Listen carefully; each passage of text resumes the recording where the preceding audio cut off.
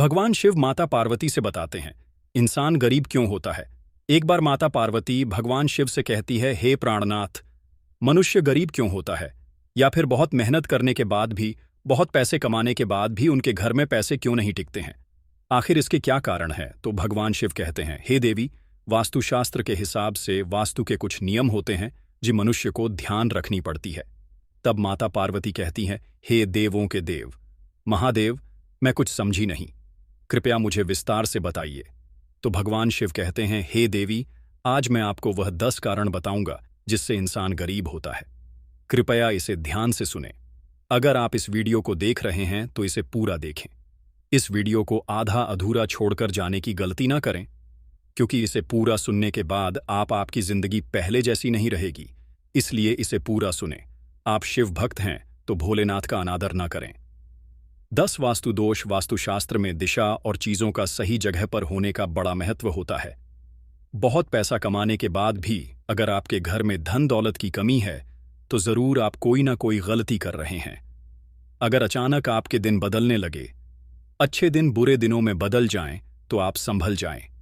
आपने कई बार लोगों को यह कहते सुना होगा कि घर में धन नहीं टिकता, बिना मतलब के खर्चे होते रहते हैं। वहीं घर में हमेशा तनाव भरा माहौल रहता है। ऐसे में लोग अक्सर खुद की किस्मत को दोष देते हैं, मगर वास्तु के अनुसार घर पर मौजूद कुछ चीजों से भी धन हानि व परेशानियों को न्योता देती है। अगर आपके साथ ऐसा होने लगे तो अपने ही घर में रखी चीजों पर ध्यान दें। घर में मौजूद हर चीज से सकारात्मक या नकारात्मक ऊर्जा निकलती है। ऐसे में इन घरों में रहने वाले लोगों पर इन ऊर्जा का असर निश्चित रूप से होता है। नकारात्मक ऊर्जा वाली कोई चीज घर में हो तो व्यक्ति को मानसिक, आर्थिक और शारीरिक तीनों तरह की परेशानियों का सामना करना पड़ेगा। ज्योतिष शास्त्र से लेकर वास्तुशास्त्र में सुख, समृद्धि और सकारात्मकता के लिए कई तरह के नियमों के बारे में विस्तार से बताया गया है। कई लोग वास्तु में बहुत विश्वास करते हैं और अपने घर का सारा सामान वास्तु के अनुसार रखते हैं, जिनका पालन करना बेहद जरूरी है। कई बार एक छोटी सी वस्तु से ही व्यक्ति का भाग्य रुका रह जाता है या उसको किसी प्रकार की विपत्ति का सामना करना पड़ता है। याद रखें, निर्जीव वस्तु में अपनी एक ऊर्जा होती है। वास्तुशास्त्र में घर से जुड़ी कई चीजों के बारे में विस्तार से बताया गया है, जिसे अपनाने से घर में सुख, शांति, खुशी और सकारात्मकता आती है। घर में मौजूद हर चीज से सकारात्मक या नकारात्मक ऊर्जा निकलती है। ऐसे में इन घरों में रहने वाले लोगों पर इन ऊर्जा होश निश्चित रूप से होता है। नकारात्मक ऊर्जा वाली कोई चीज घर में हो तो व्यक्ति को मानसिक, आर्थिक और शारीरिक तीनों तरह की परेशानियों का सामना करना पड़ेगा। वास्तुशास्त्र के अनुसार घर में क्या रखना चाहिए और क्या नहीं, यह जानना जरूरी है। जो वस्तुएं घर में नहीं रखना चाहिए, जिससे घर में नकारात्मक ऊर्जा का विकास होता है और जीवन दुखमय बन जाता है। पहले हम उन वस्तुओं के बारे में बताएंगे जिनके बारे में आप नहीं जानते हैं। नंबर 1, कोई भी देवी देवताओं की मूर्ति या चित्र। दोस्तों, देवी देवताओं की फटी हुई और पुरानी तस्वीरें अथवा खंडित मूर्तियों से भी आर्थिक हानि होती है। अतः आपसे अनुरोध है, उन्हें किसी पवित्र नदी में प्रवाहित कर देना चाहिए। इसके अलावा देवी देवताओं के चित्रों से घर को नहीं सजाना चाहिए। कुछ लोग ढेर सारी मूर्तियां इकट्ठी कर लेते हैं, जो कि वास्तु दोष निर्मित करते हैं। उनके चित्र या मूर्ति की संख्या और स्थान निश्चित होते हैं। इसके अलावा कुछ लोग आजकल भगवान के ऐसे चित्र लगा लेते हैं जो कि परंपरागत नहीं है, जैसे चिलम पीते शिवजी या विकराल रूप के भैरव। नंबर 2, वास्तु के शास्त्र के अनुसार अपने घर या ऑफिस में सांप, गधे, उल्लू, सुअर, बांस, चमगादड़, गिद्ध, कबूतर, कौवा जैसे पक्षियों और जानवरों की तस्वीरें कदापि ना लगाएं। यह आपके परिवेश में हिंसात्मक दृष्टिकोण को बढ़ावा देते हैं। गिफ्ट के तौर पर रुमाल। किसी से गिफ्ट के तौर पर रुमाल लेना या किसी का रुमाल यूज करना आपके लिए घाटे का सौदा हो सकता है। वास्तुशास्त्र में किसी से फ्री में रुमाल लेने के लिए मना किया गया है। ऐसा करने से आपका संबंधित व्यक्ति से झगड़ा हो सकता है और रिश्ते में खटास आ सकती है। नंबर 3, अगर आप पर्स रखने के शौकीन हैं तो जानिए, वास्तु नियम पर्स या तिजोरी में धार्मिक और पवित्र वस्तुएं रखें, जिनसे सकारात्मक ऊर्जा का संचार होता है। वास्तुशास्त्र के अनुसार कभी भी फटा हुआ पर्स और टूटी हुई तिजोरी नहीं रखनी चाहिए। जेब में भी कभी भी फैले हुए पैसे ना रखें। नंबर 4, टूटी फूटी चीजें। टूटे फूटे बर्तन, दर्पण, इलेक्ट्रॉनिक सामान, तस्वीर, दीपक, पलंग, घड़ी, झाड़ू, मग, फर्नीचर, चाहे कोई भी टूटे फूटे सामान हो, घर में नहीं रखना चाहिए। इससे घर में नकारात्मक ऊर्जा का निर्माण होता है और सकारात्मक ऊर्जा घर से निकल जाती है और व्यक्ति मानसिक परेशानियां झेल होता है। घर में कोई भी टूटा हुआ सामान है तो उसे मरम्मत करवा ले, अन्यथा उसे घर से बाहर फेंक दे। ऐसी वस्तुएं नकारात्मक ऊर्जा पैदा करती है। नंबर 5, पूजा के कलश खाली रखने में भी लगता है। वास्तु दोष पूजा घर में रखे कलश को कभी खाली नहीं रखना चाहिए। आपको बता दें कि पूजा कलश में ब्रह्म, विष्णु और महेश का वास होता है। पूजा कलश का संबंध व्यक्ति के जीवन से है, इसलिए पूजा कलश को कभी खाली न रख कलश में गंगा जल जरूर भर कर रखें। इससे घर में सुख समृद्धि आती है और उन्नति प्रगति के सभी रास्ते खुल सकते हैं। नंबर 6, सजावटी वस्तुएं या कलाकृतियां। कुछ लोग घर को कलात्मक लुक देने के लिए नकली या कांटेदार पौधे लगा लेते हैं। वास्तुशास्त्र के अनुसार घर में कांटेदार पेड़ पौधे न लगाएं।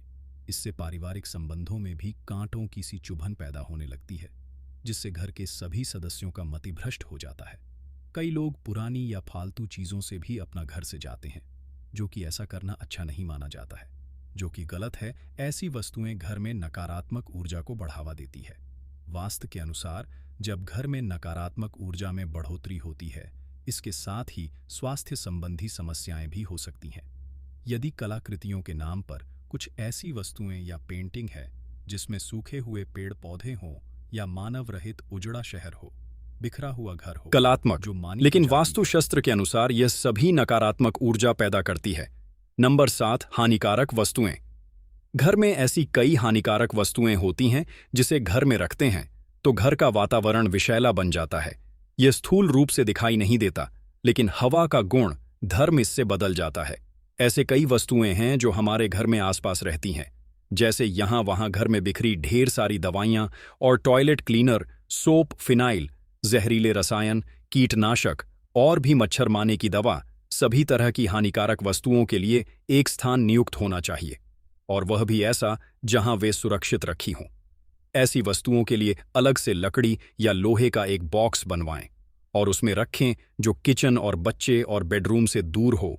वास्तु दोष मिटाने के लिए कपूर रखें। यदि घर के किसी स्थान पर वास्तु दोष निर्मित हो रहा है तो वहां एक कपूर की 2 टिकियां रख दें। जब वह टिकिया गलक समाप्त हो जाए तब दूसरी 2 टिकियां रख दें।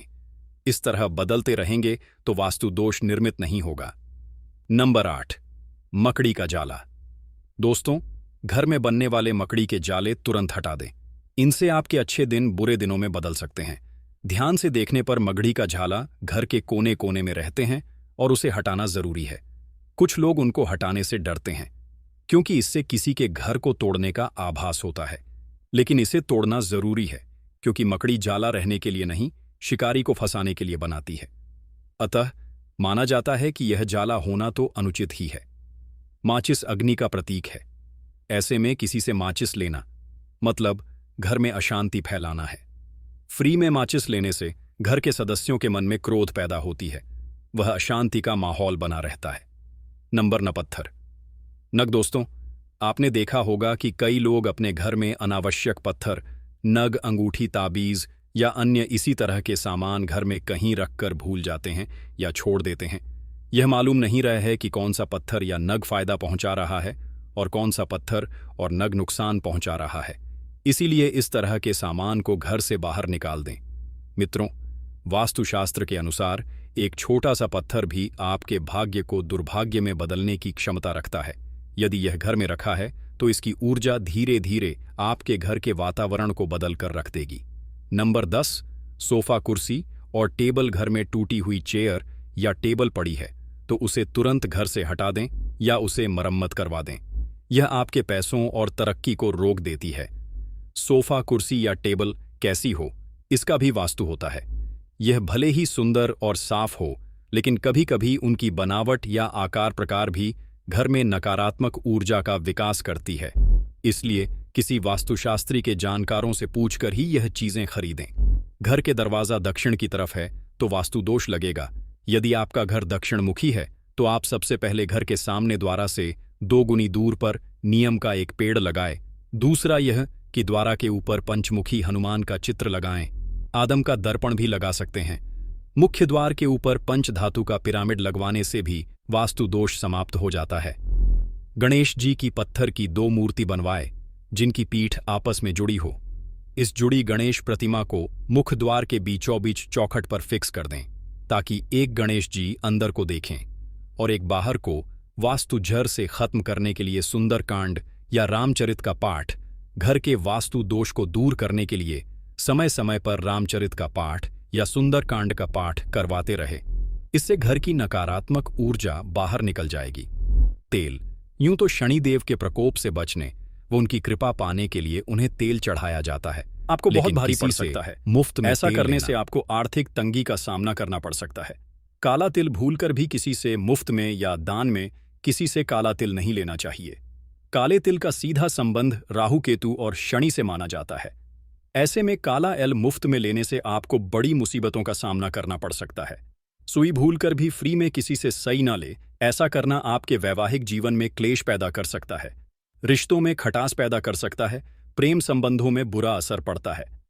लोहा। किसी से फ्री में लोहा लेना मतलब खुद मुसीबतों को आमंत्रण देने के बराबर है। लोहे का भी संबंध शनिदेव से है। ऐसे में किसी से फ्री में किसी से लोहा लेने से घर में गरीबी व दरिद्रता आती है। किसी के घर से नमक लाने से क्या होगा? घर में जब अचानक से नमक खत्म होने पर हम पड़ोसी से फ्री में थोड़ी मांग लेते हैं, लेकिन यह गलती कभी मत करिएगा। नमक का सीधा संबंध शनि से होता है। ऐसे में अगर आप किसी से मुफ्त में नमक लेते हैं तो आर्थिक तंगी आपको घेर लेगी, स्वास्थ्य पर बुरा असर पड़ेगा और आप पर कर्ज भी बढ़ता जाए। आगा। उम्मीद है आप सभी को यह वीडियो अच्छी लगी होगी। अगर आप शिव के सच्चे भक्त हैं तो चैनल को सब्सक्राइब और वीडियो को लाइक करके कमेंट में हर हर महादेव लिख दीजिए। धन्यवाद।